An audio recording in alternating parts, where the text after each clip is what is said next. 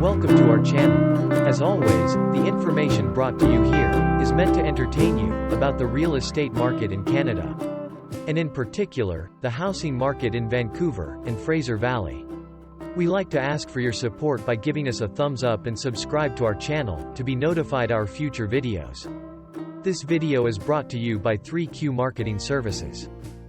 We like to introduce to you today the impact of Covid-19 pandemic on the housing market in Greater Vancouver and Fraser Valley.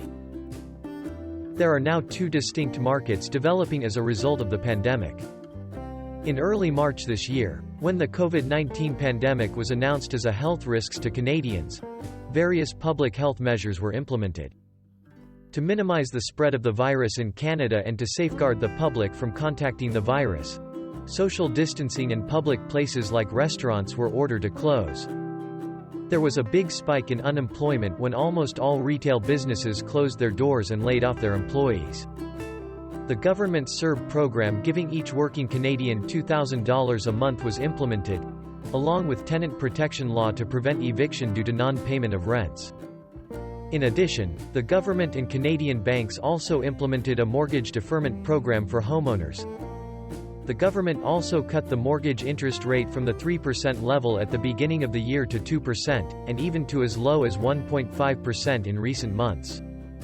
Relaxation in lending by Canadian banks during this time also helped to boost home sales.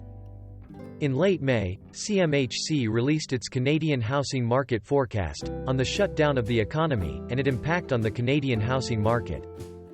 In the report, CMHC was forecasting a drop in home prices from 9% to 18%. What transpired the next 4 months was a huge surprise to many housing experts and economists. Instead of home sales and prices suffering a decline as predicted, July, August and September turned out to be very strong months for home sales and prices across the country. The price gain in home value as reported was around 7% above their price at the beginning of the year. There was a divergence in the demand for housing in two market segments. The demand for single-family detached homes was very different from condos. The inventory for single-family homes was very low due to very few people interested to list their homes for sale. Over the past few months, there was a frantic rush of buying activities from homebuyers for single-family detached homes. The so-called pent-up demand, since lifting of the lockdown and easing of house hunting activities, was centered on single-family detached homes under $2 million, and in particular, detached homes priced under $1.5 million in Metro Vancouver, and single-family homes from $800,000 to $1.2 million in the suburbs. The people that are driving the detached house market right now appear to be from people who are planning to spending more time working from home. More companies now allow their employees to work from home.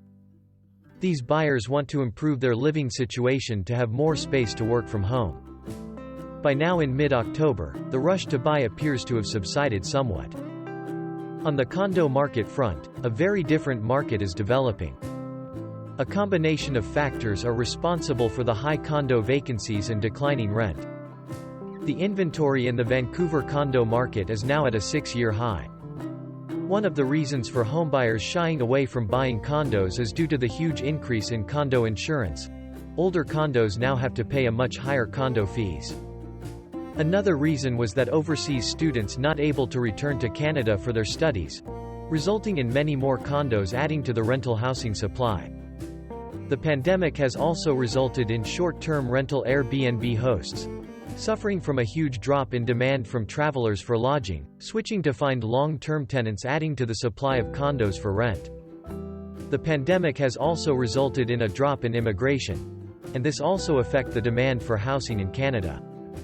The drop in rental rates from 5% to 12% the past 6 months has already resulted in tenants moving to cheaper condos that offer great incentives and better rental rates.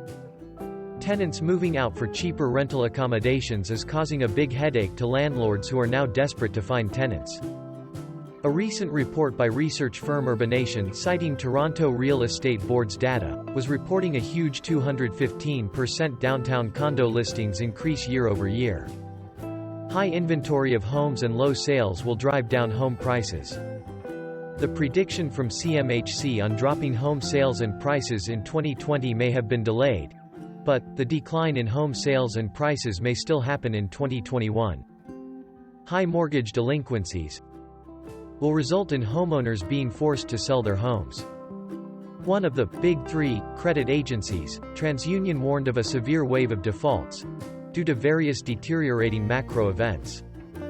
They warned lenders to expect a rising wave of defaults.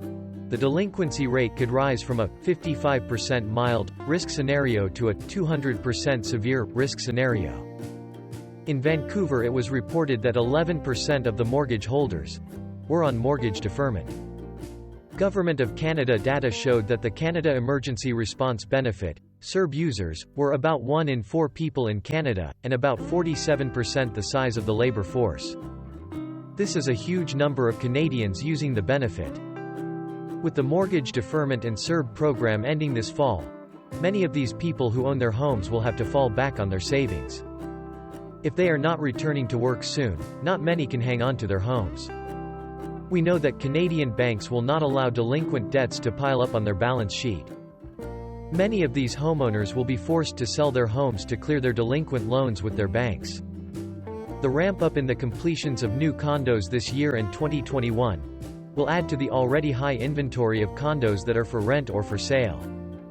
Depending on the severity of the situation, this structural shift in the demand for condos could fulfill CMHC's prediction of a large price decline in home prices. We are watching closely to find out how the market will turn out from now to the end of next year. Thank you for your support. Kindly give us a thumbs up, and subscribe to our channel, to receive notification when we post new videos on the Vancouver housing market. For more information on buying or selling your home, kindly contact James Wong at Saba Realty. Telephone number 604-721-4817. Thank you for watching.